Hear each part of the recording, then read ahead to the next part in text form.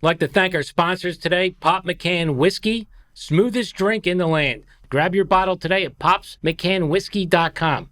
Also like to thank Friends of Martina White. Visit votemartina.com for more information about the work Martina has been doing as state representative of Pennsylvania. We would also like to thank our sponsor, Beyond Creative. If you're ready to take your online presence to the next level, visit beyondocreative.com or call 267-362-WEB1 to discuss your project. And our title sponsor, AR Law, arjusticenow.com. We fight so you don't have to. Adams Renzi Law. We would also like to thank our sponsor, Morrow Flooring, hardwood, laminate, vinyl, tile, and carpet. You get military and first responders discount. That is Morrow Flooring. You can go to goodcopbadcoppodcast.com, click on his link for more details. We'd like to thank our sponsor, Grayman Security, which is a boutique security company meeting all your security and consultation needs. You will talk directly to the president and owner, Scott Nistigo. He can be reached at 215-688-6069 or on his website, GraymanSRM.com. Breathe. Put your hands down, stop scrolling, and the volume up. This is the Good Cop, Bad Cop podcast.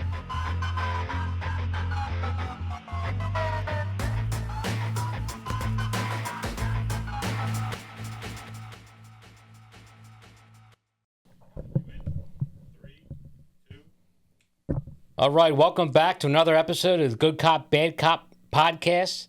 Today we're going to be discussing, it's pretty popular on Netflix right now, the Ed Gein story, Gein, however the hell you say it.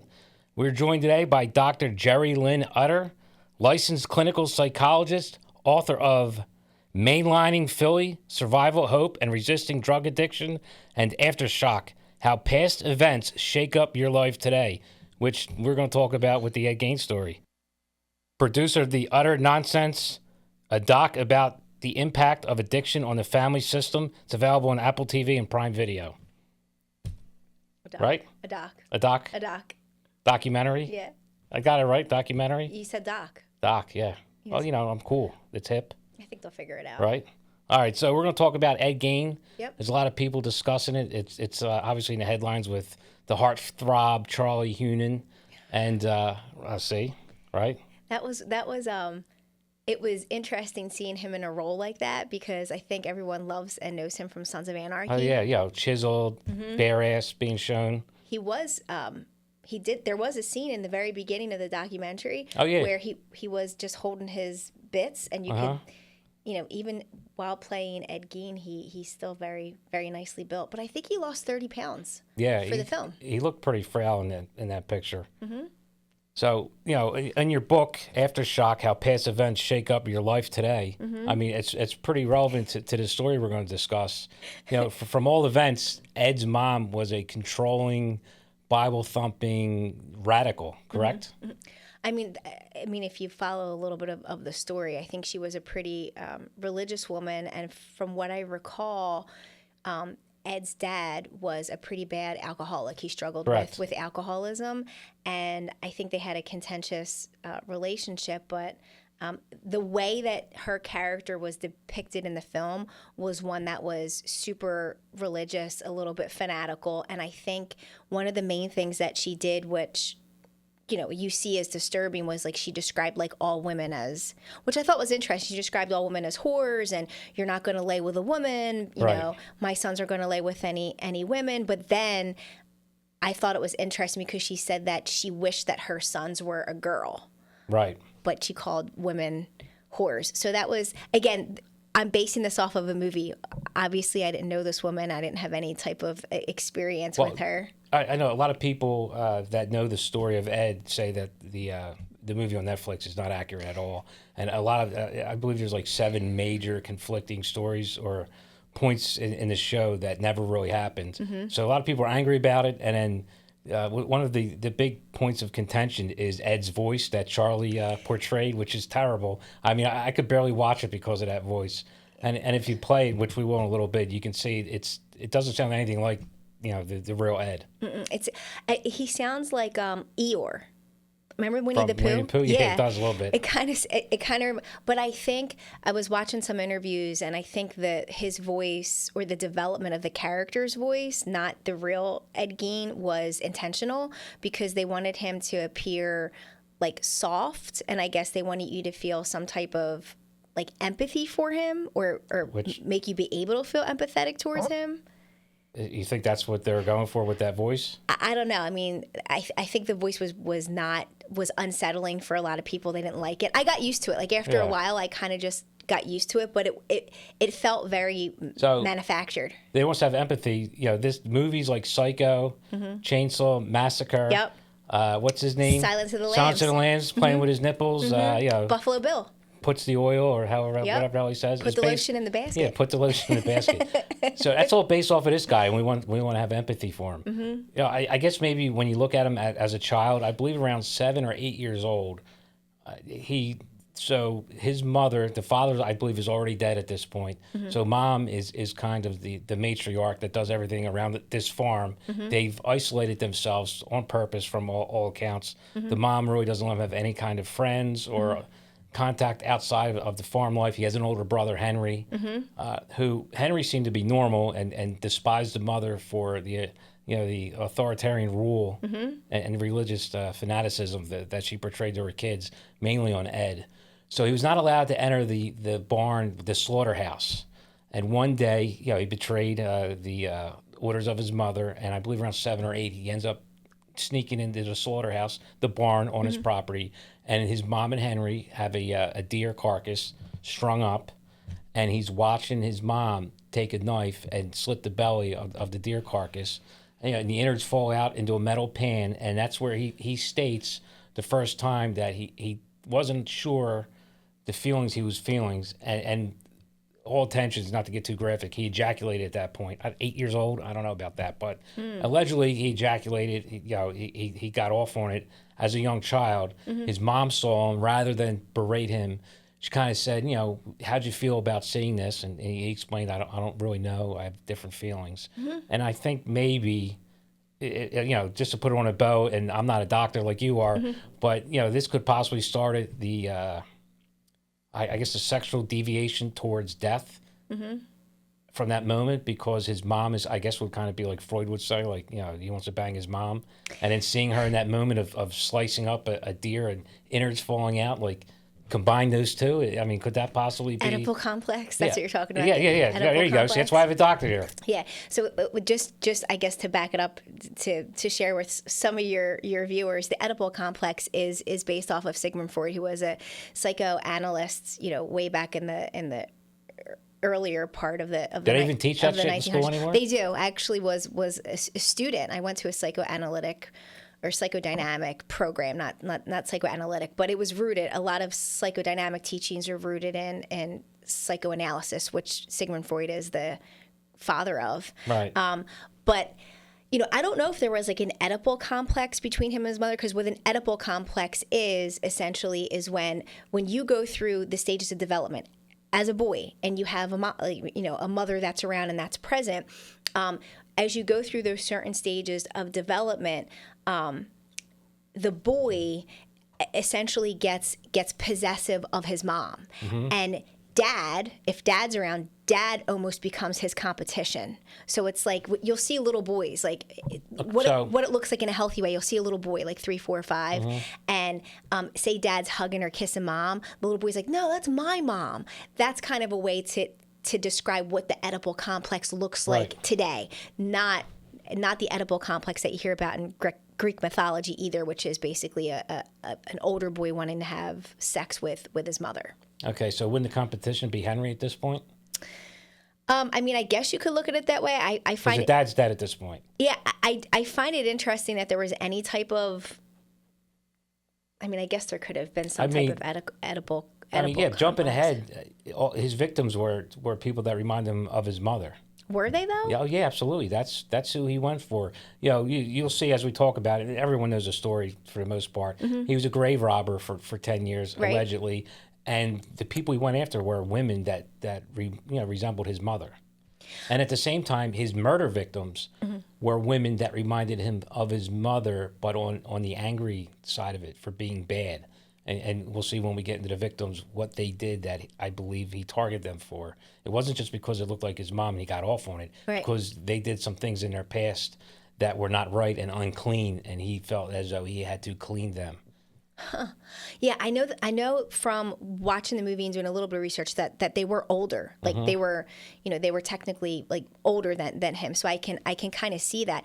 Also, too, the other thing is you mentioned isolation. He was completely isolated a lot from the real world. He lived in a rural community. So as far as women go, I mean, his mother was the model of who he thought a woman should be and maybe look and act and age wise. So maybe that could be what drove him toward being more comfortable or targeting, if you will, older women. But I think the one thing that there's two things that I think we have to remember. Number one, the movie, to your point, had a lot of made up pieces to it. One was that he was a necrophiliac, and for those who don't understand what necrophilia is, that's having sex with a dead corpse. Well, there's also another form of necrophilia where it's just you're not having sex with them, but you idolize the corpse. Right? So I don't know if that's, so I think I think what he did was, if you were to try to make rational sense out of it, there's something that he liked about the female body. I don't necessarily know if he wanted to be female. I just think he might have found comfort. Well, that's, he would collect vulvas, vaginas, wear them. He had a belt of women's nipples. Is that accurate? That's is the accurate, belt yes. of nipples accurate? I know the vulvas and the box were because I heard his actual interrogation. And when the police or detectives asked him, like, what did you do with them? He never disclosed that. He said, I just kept them in a box. And I never touched them again. He was asked by one detective, did you ever wear them or put them on your penis? And he said, oh, that's possible. Oh, you're doing the voice? Yeah, that's possible. Yeah, you know what I mean? So, but I believe it's really complicated. I guess from your point of view, he must be a really fascinating person to look at, because I do believe back in the 40s and 50s, being a transvestite was not a thing, really. I mean, they had them, but it wasn't really spoken about. And when you're isolated in a rural area, like, you're definitely not talking about it. Well, true. The other thing is you have transvestitism, which is a man, right? And it could be a straight man, a man that identifies as heterosexual or homosexual that just enjoys dressing up in women's clothes, not their skin. Right. And then you have what we call somebody who's transgender. An older term is transsexual, where that's when you are born biologically male or biologically female, and you feel like in your brain and in your heart, but your brain, that you're not in the right body, so you want to actually transition to a different sex. With Ed Gein, it's interesting because I don't think we ever really disentangled what it was with him. Like, did he wish or did he feel like he was transgender in nature, that he was born into the wrong body and wanted to be female? I think if he was born today, he'd be in the alphabet club, and he would be a transgender, 100%. Yeah, I mean, I don't remember reading, and they didn't focus on that too much. The other thing, not in the movie, no. And can we put a picture up? That would be picture one, Marvin. Just have a quick look at Ed, the real Ed, not Charlie. You can actually see he kind of looks like Charlie a little bit, but yeah, that's Ed Gein right here. I believe during one of his court appearances, or being ushered out of one jail for transport. I mean, he's not a terrible looking person, but just by a quick picture, you wouldn't think this guy would be wearing women's faces and shrinking heads. But who do you look at out there in society, especially coming from law enforcement? And the work that I do a lot of forensic based work. A lot of people that we end up talking to, we can say, like, they don't look the part. What does the part look like? I mean, it could be somebody that looks handsome. It could be somebody that, From all accounts, he looked like a serial killer because he acted the way he acted. He acted like one. Right. Yeah. So when I believe his second victim, they went right to him. The son was like, yeah, you need to go to Ed Gein. I believe he's the one that killed my mom, because he was a creep. And people thought, he was a weirdo, and that's his stigma through town. So let's just back up a little bit. We'll go back there. So he has that event in the barn, and we believe that's the first time that he's connecting, sexuality, maybe with his mom, but definitely with death. That's probably in the 30s, late 30s. That happens. Fast forward to 1944, his brother Henry, who by all accounts was trying to get Ed to leave with him, to leave his mom, which they show in the show, which is supposed to be correct. And Ed, they're not sure if he murdered his brother. Yeah. There was a fire. Ed said that Henry started it to clear some brush from the farm. The police believed Ed actually started the fire. There's bruising, on Henry's body. Post-mortem, the coroner declared that it was an accident and he wasn't murdered. So the authorities stopped looking at Ed, but they were. They considered him a suspect until the coroner's report. So that's probably his first kill. It's not confirmed. But here's the other thing too. Now, this is if you watch the movie, and again, there's a lot in this movie, especially Ryan Murphy movies, that aren't accurate, right? A lot of it's for entertainment. He also carried a diagnosis of schizophrenia. Right. And back in the 1930s and 40s,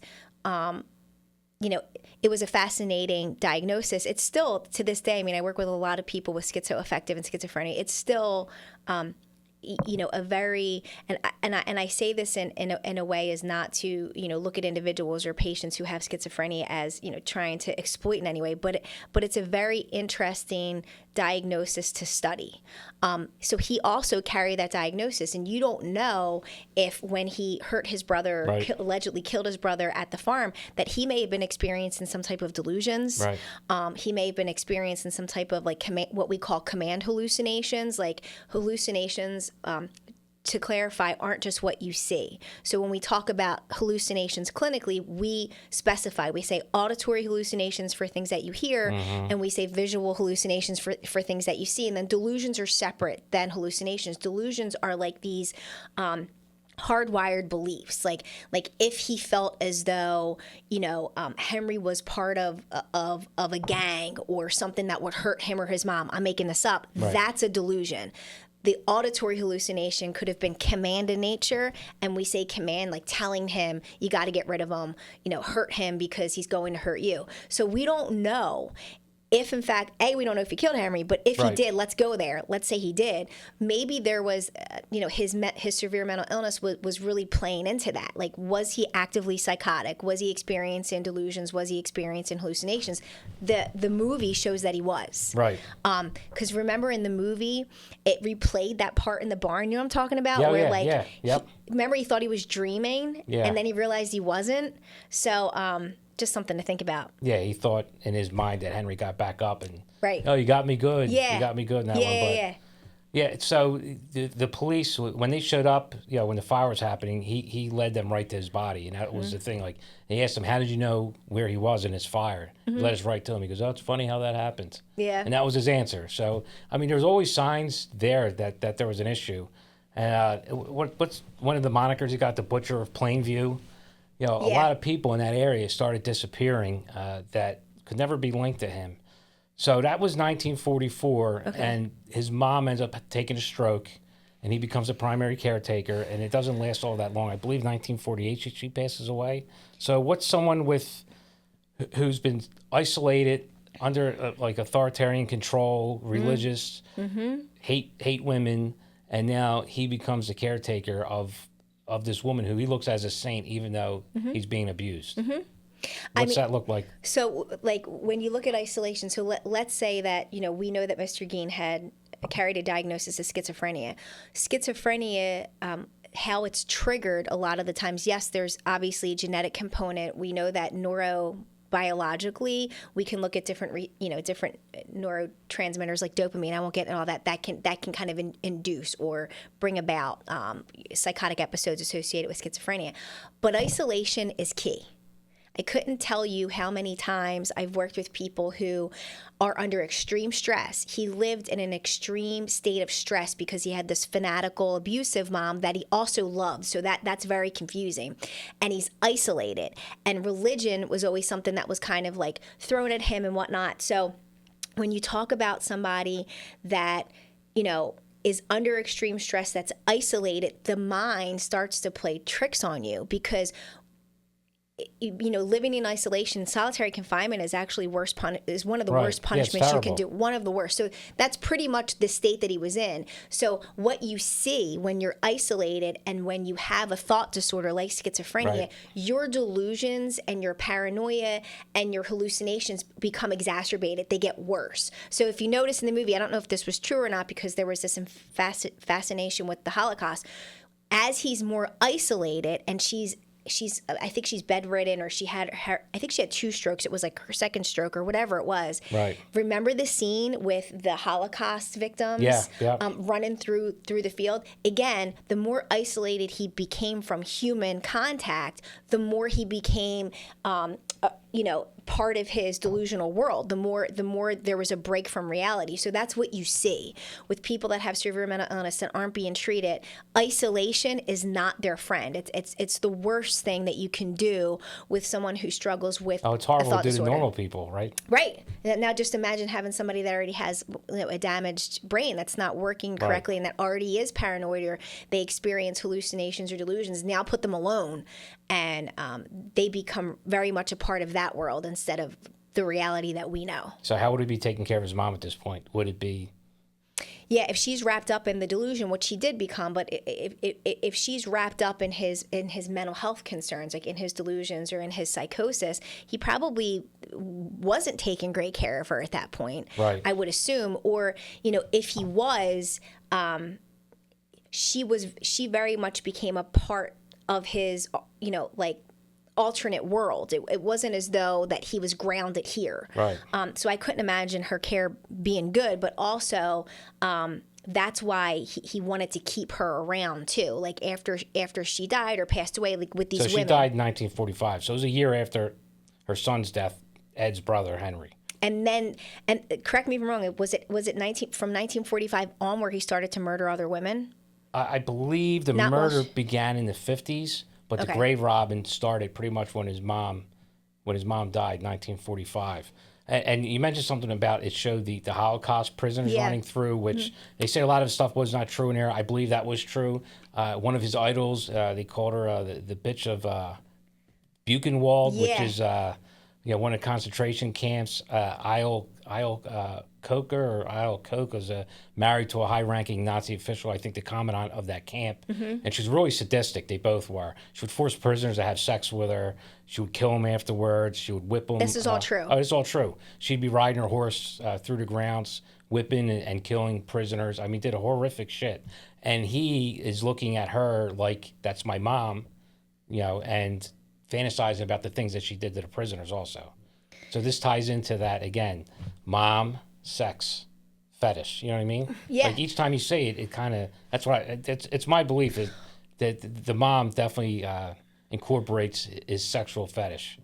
Because each time his sexual fetish is evolved, it involves a woman that looks like his mom. Yeah. Or reminds him of his mother. So I believe that's a big part of it. Yeah, I mean, I mean, that could be, and there's a lot of layers with him. So you have somebody with a severe mental illness. You also have somebody that practiced, what we would call like a paraphilic disorder. So somebody that, enjoyed or was aroused, right, by looking at, a dead Death. female body, Yeah. death, like you said, the vulvas that he had. So there was a lot of different layers to me, and it's unfortunate for anybody to have to live like that. And I'm not, I'm still being very sensitive to the victims. No, it's sad all around. Yeah.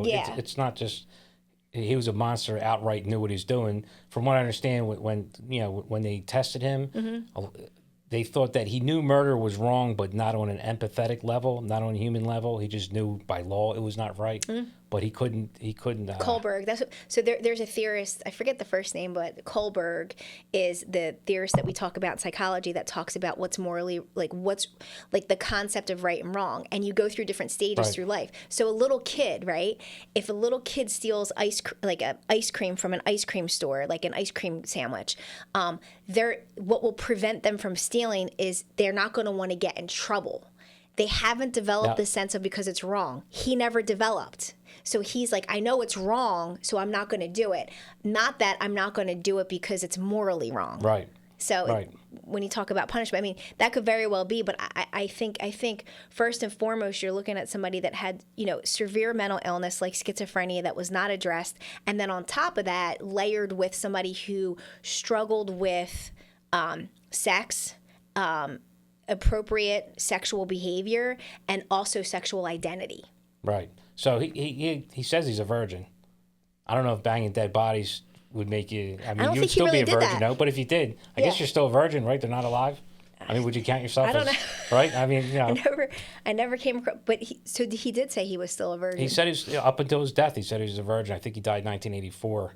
So also, he had that Nazi lady was one of his idols, but he also was into, I believe, cannibalism. He read a lot about cannibalism and shrinking heads, and again, he claims he never ate anybody, but there's evidence. It's not pointing directly at him, but there's evidence that he could possibly have been a cannibal, but he swears he never did.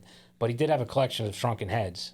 And the crazy thing is, were they skulls or heads? Well, they take the skulls out.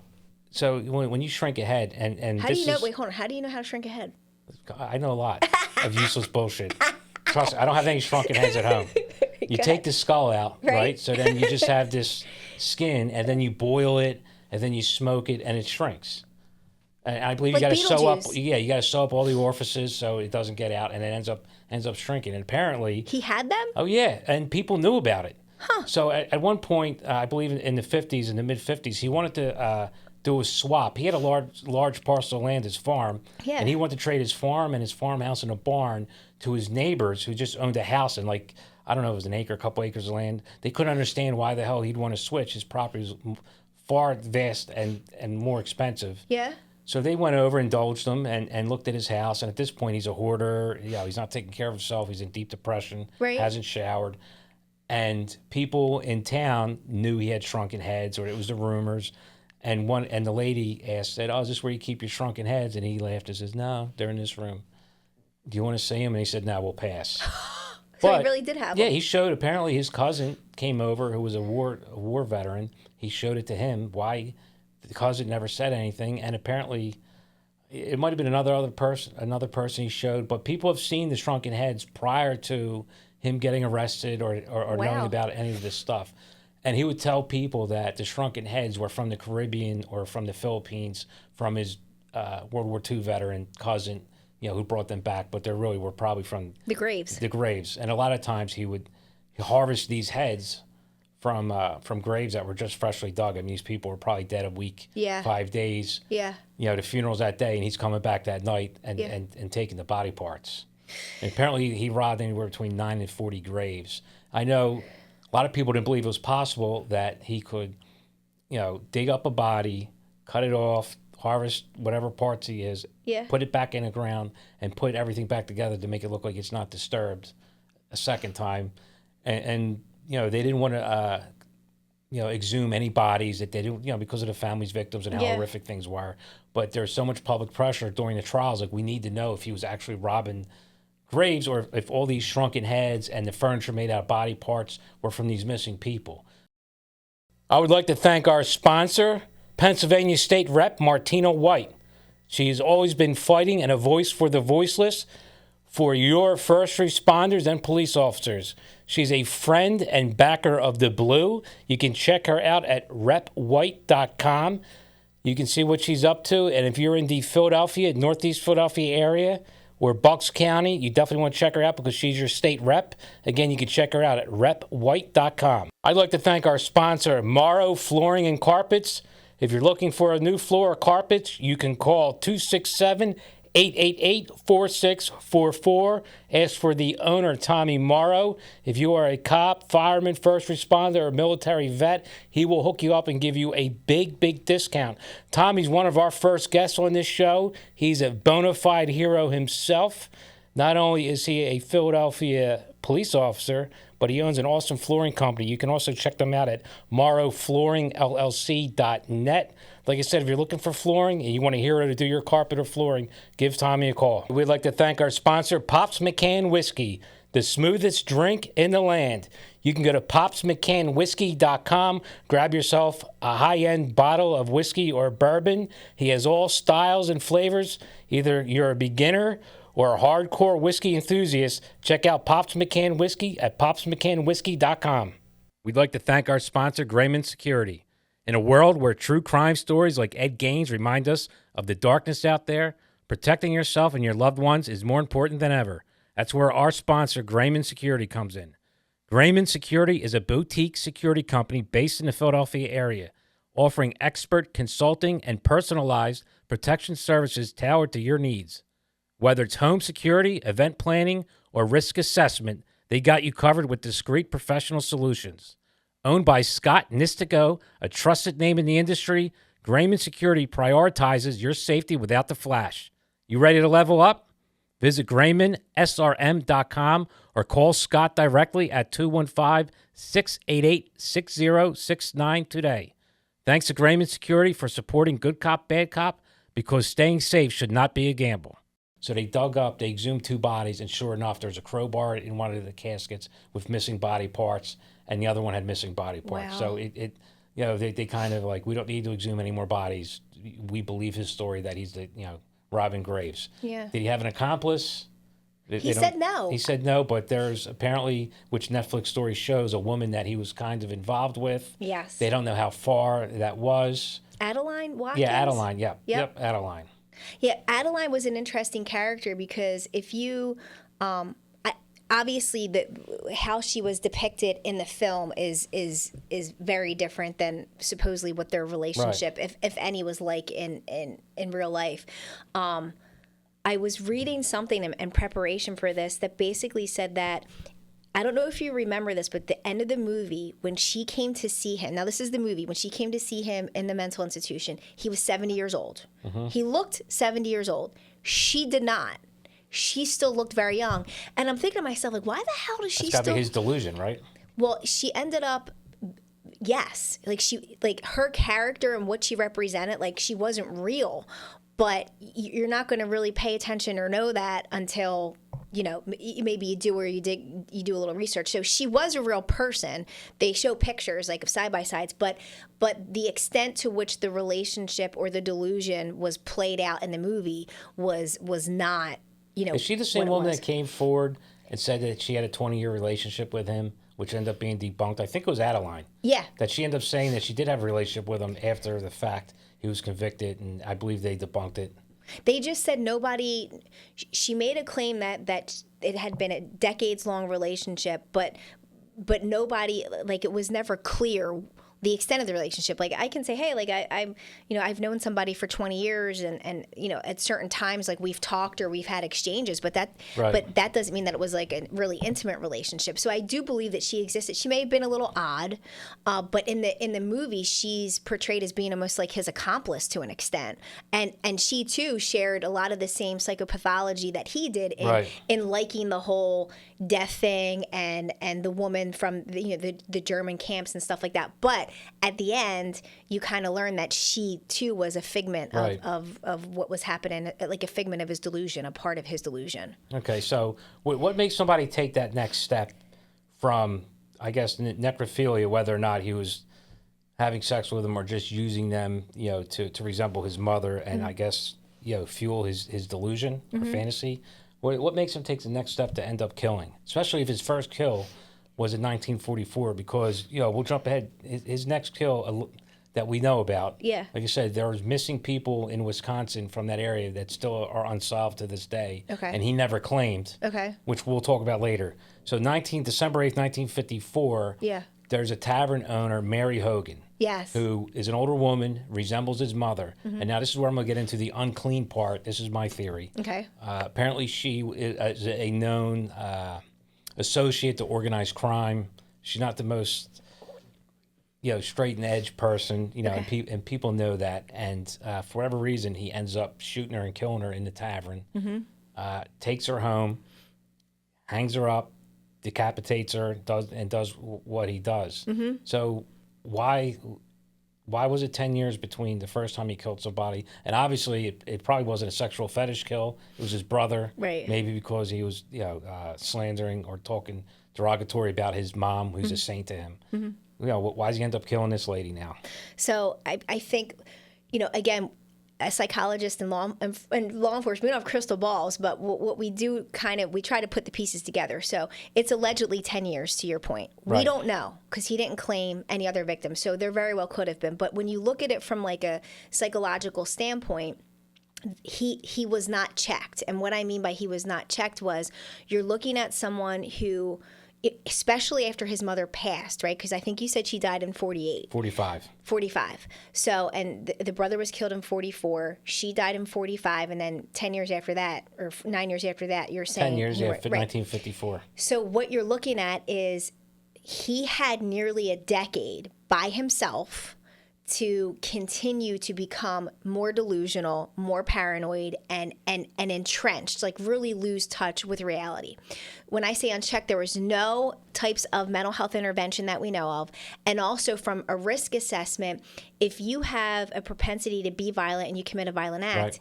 if you're unchecked either by law enforcement or by mental health, you're going to escalate. So his behavior escalated. So he wasn't isolated anymore. He started to attempt to integrate into the community. He actually had some friends he would go hunting with. Okay.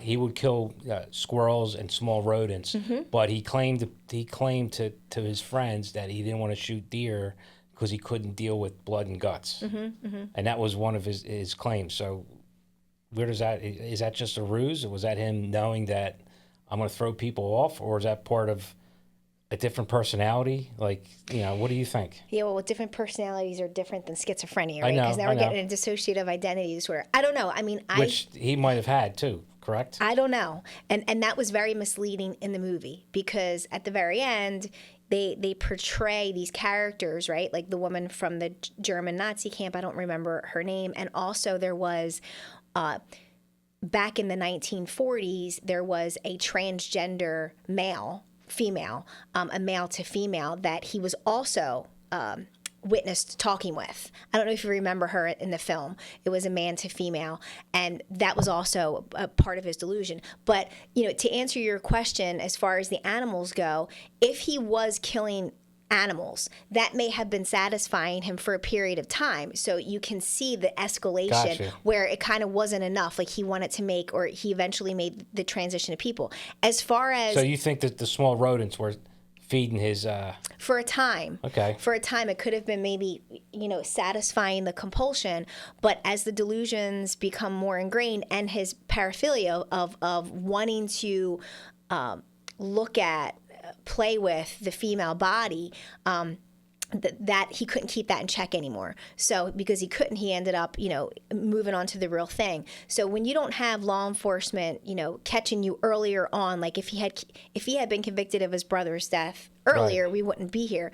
So he didn't have that, and there was no mental health intervention. So you have no idea. So again, even though he's saying he hunted with friends, I believe in my opinion that was few and far between. I don't think he had regular, consistent, healthy relationships with Right. real I don't people. think he did either. A lot of townsfolk thought he was a weirdo. Yeah. Just, you know. Yeah. So his attempts to try to, fit in probably didn't work. And he might have like freaked people out, like because you know he was psychotic and Yeah. he was a little odd. So there's an escalation. So I think what happens is, and then once you kind of open up that door, right? Like once you have your first experience that he had with a dead corpse, or once he killed someone. Now I believe, correct me if I'm wrong, I believe there was only 2 actual murders So he was that's- convicted of. Right. So the first one is what did I say, 1954. Next one's 3 years later, 1957, and it's a store owner, Bernice Warden. I believe she's close to being 60. Looks like his mom, and he's in the store. I believe it's like a general store. So from the accounts, he said he was checking out ammunition for his gun, so he had a gun. Yeah. And Bernice was telling her son, I believe he's the same age as Ed, that, Gain's been hanging around his store. He's really been creeping me out. I'm uncomfortable with him, and this has been going on for a couple months now. So Ed shoots her, throws her in I believe, their truck, drives up to some country road, hid the truck in the trees, walks back to town, gets his car, drives back out, throws her body in his car, then goes to his farm and hangs her up. And when they find the crime scene, they see in the blood, Bernice's sons, like, go to Ed Gain's farmhouse. That's who killed my mom. I mean, they knew, it wasn't even, he knew right away. And of course, they went right out to the farmhouse, and that's when everything started. The sheriff, they found the body. They end up arresting Ed. And that's when the House of Horrors comes to light. And just so everyone out there knows, if you're out there looking for Gein paraphernalia or anything you claim to be his actual stuff, I believe 90% of everything that you're seeing is fake. Yes. It was all destroyed. There's only 1 or 2 artifacts that actually remain, and everything else is all bullshit. The nipple belt is fake. The couch is fake. So that was fake. Yeah, a lot of it is fake. I mean, it happened in real life, but what you're seeing now on the internet is not real. Okay. The reproductions. I believe there might be like a skull bowl. He made bowls out of skulls, probably from the shrunken heads. He had shrunken heads. Yeah. He had a whole suit made out of women's skin that he used to wear. Mm-hmm. Disgusting. And that's where Silence of the Lambs, Buffalo Bill, that whole scene. Remember that scene? What was like, dun, there's that music, and he's like, "I'd fuck me," and like he had his penis tucked in. That was taken. That was ripped off of Ed Gein. Like, I guess in his story, obviously it was creative the way that they depicted it, but that, and to your point, Texas Chain Massacre, I always find it fascinating. Obviously I find a lot fascinating because of what I do, but the public has such a appetite for serial killers, and I definitely have noticed that more recently, because you have the Ted Bundy tapes, you have the Dahmer show, you have Gay now, and then I just saw one on Gacy, the clown. And there's another one out that's really good that they show them interviewing I forget what it's called. It'll come to me. It's on Netflix. It's a great series. Son of Sam. That was another one that was on Netflix. And what was the one that you were telling me about earlier today? The Happy Face Killer. Yes. So the reason why they call him the Happy Face Killer, a journalist gave that moniker because he was writing letters antagonizing the police departments, and he just signed one letter with a happy face. And that's how that came about. It was just a journalist. It wasn't like he was doing creepy things. Okay. But there's a theory that there's a smiley face killer throughout New York State. Some detectives are believing that everywhere, they're finding these dead bodies, and right above the bodies, like I think one was found in a lake, and on a stone is a smiley face, graffiti smiley face, and there's a dumpster, and on the building there's a graffiti. There's a couple of them. So they believe that there's a smiley face killer out there. But the happy face one was just... That's how you would sign. It was just a journalist.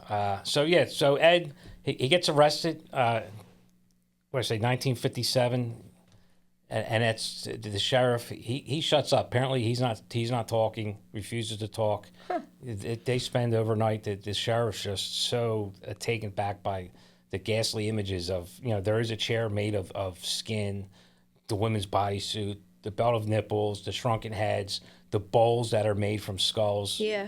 So the sheriff, out of a movie, rides over to the cell where he's at and flips out and starts beating him, trying to get a confession out of him, and he still just kept his mouth shut. And then the next day, he just started talking, getting into it, and he admitted to both murders.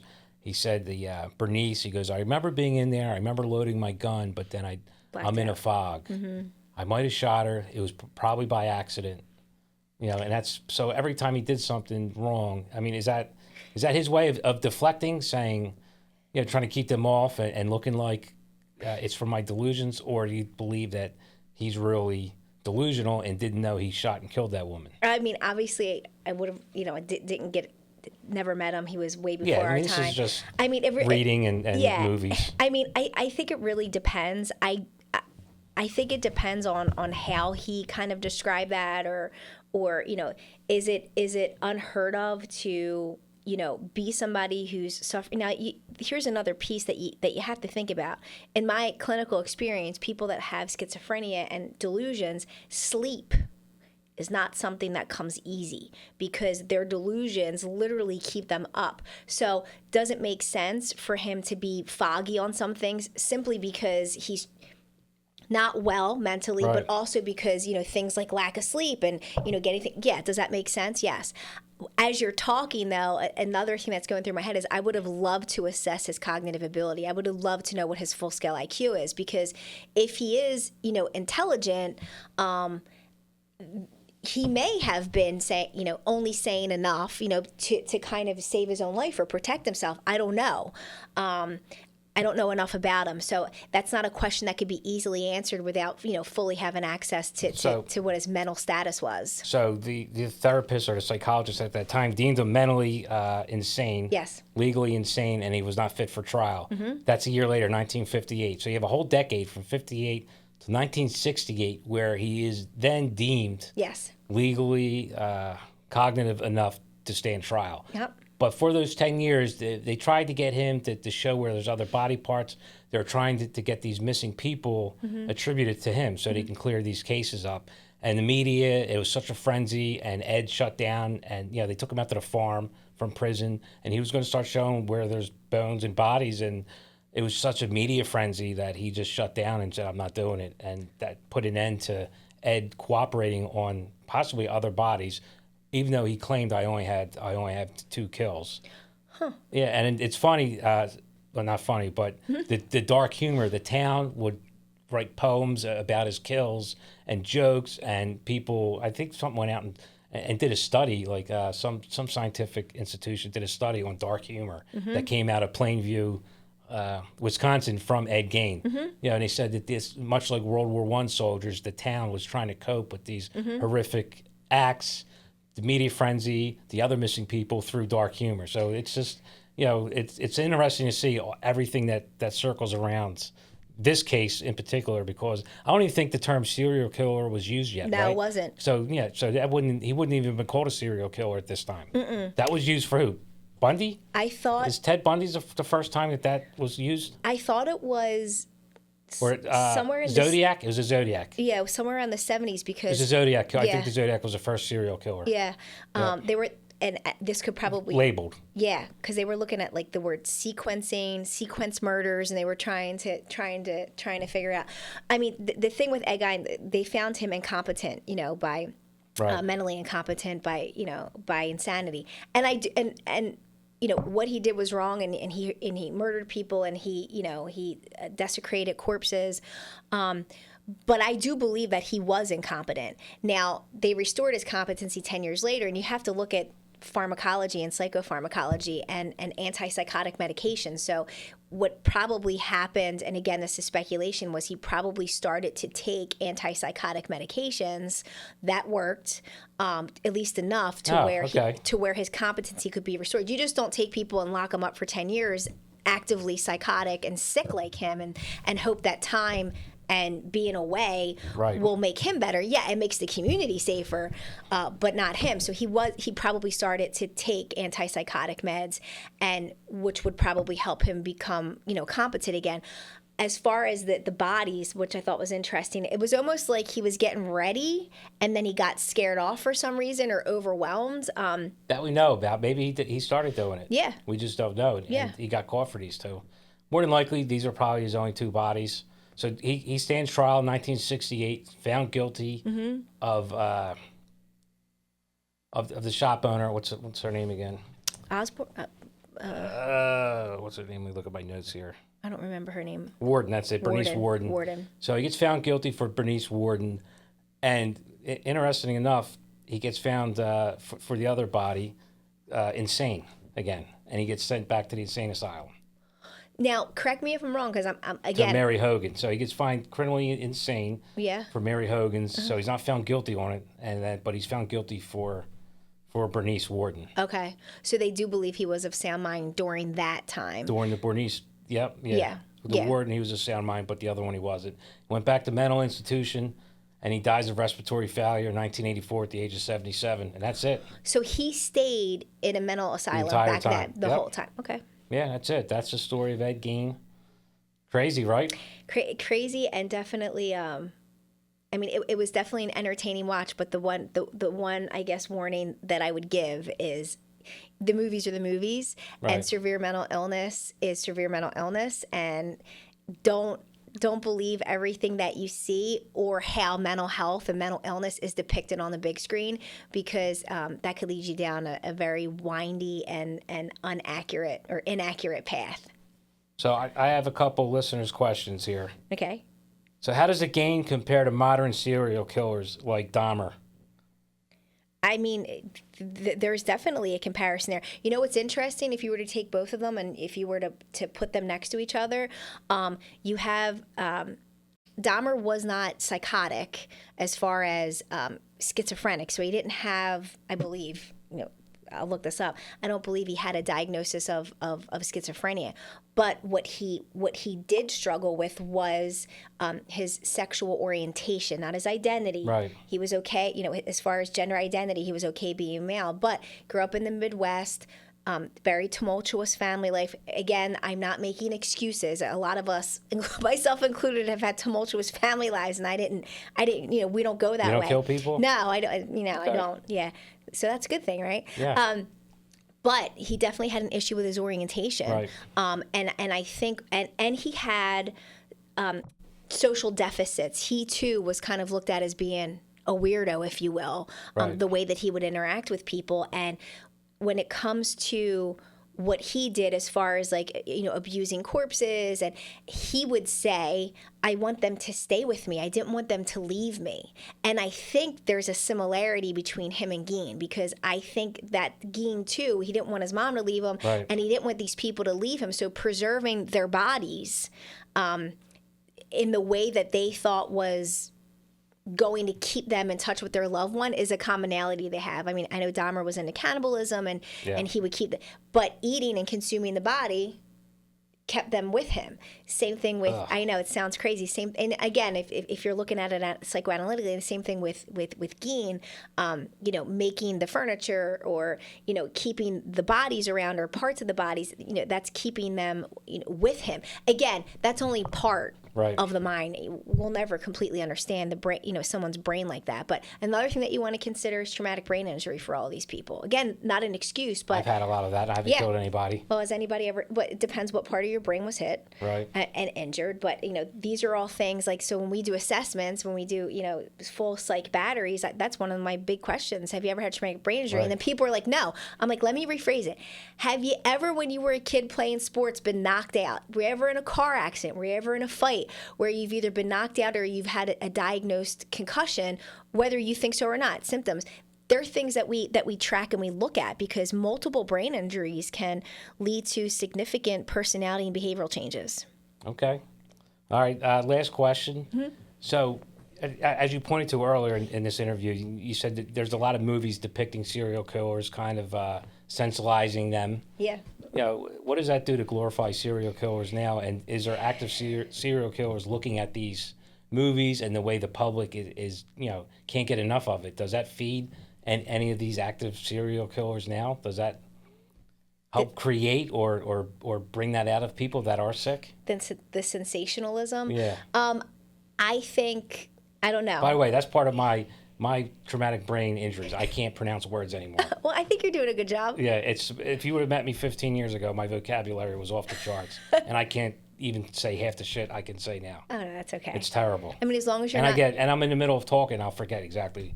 Like, I'll have a point I want to make, and I can't even remember what I was thinking about. is it terrible. Is it a TBI, or are we just getting up there in age? No, it's TBI. I've had Is a it? lot of them. Okay. Oh, God, yeah. Well, then I'll have to do an assessment for you later.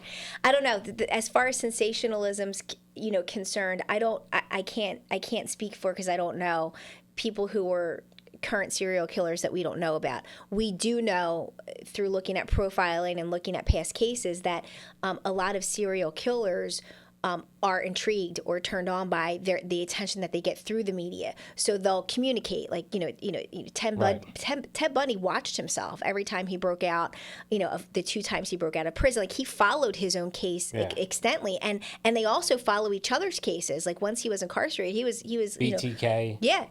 Zodiac. And that's another thing that Netflix series portrayed that Gein helped catch Ted Bundy, which is totally false. Never happened. Yeah, and I thought it was kind of, again, it was creative, right? It was for entertainment value, and for entertainment value, it was cool. Yeah, I think it pissed a lot of people off. Right. For accuracy, when it comes to to trying to depict, Mr. Gein's actual story, no. But I don't think that's why they made the film. They didn't make the film, for it to be this accurate documentary or what is it, biop, of his life. I mean, he was doing this partly for entertainment purposes. So that part, what was interesting, right. Was it true? No, but it was definitely interesting. All right, well, that concludes our time with Ed. Yeah. I appreciate it. Thanks for being here. Thank you for having me. Thanks again. This is an interesting conversation with Dr. Jerry Lynn Utter. You can check her out, check her books out on Amazon Prime. Go ahead. What are her books? Oh, so my books are Mainlining Philly, Survival, Hope, and Resisting Drug Addiction. You can get that on Amazon, Barnes & Noble, etc. And then I have another book called Aftershock, How Past Events Shake Up Your Life Today. It's really more or less about how, shitty things happen to people, traumatic things happen to people, and they stay with us. And they really help to guide who we are and how we act. It's a very easy read. It's not super clinical, but it does kind of help you maybe understand things about yourself. And then my documentary is Utter Nonsense, and that's on Apple TV and Prime Video. That's a play on her last name, by the way. Yes. Dr. Utter. Yes. Check her out on Amazon, Apple, Kindle, right? Yep, all of it. Apple TV also. Thank you. Love you guys. Please like, share, comment. It helps out the podcast. Share with your friends. Have a good day. Thanks, guys.